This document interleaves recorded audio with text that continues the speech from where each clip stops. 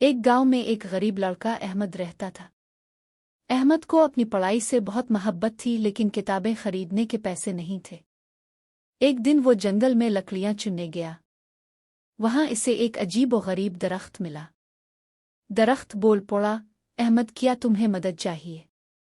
احمد حیران ہو کر بولا، کیا آپ بول سکتے ہیں؟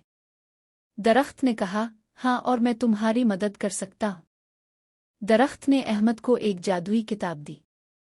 کتاب کے اندر ہر سوال کا جواب اور ہر کہانی تھی۔ احمد بہت خوش ہوا اور اس نے کتاب سے سیکھنا شروع کیا۔ ہر روز وہ نئے سبق اور کہانیاں سیکھتا۔ گاؤں کے بچے بھی احمد کے پاس آنے لگے۔ احمد نے اپنی جادوئی کتاب سے سب کو پڑھانا شروع کیا۔ جلد ہی پورے گاؤں کے بچے علم کے خزانے سے مالا مال ہو گئے۔ درخت نے احمد کو نصیحت کی، یہ علم بانٹتے رہنا۔ احمد نے وعدہ کیا کہ وہ علم کو ہمیشہ بانٹتا رہے گا۔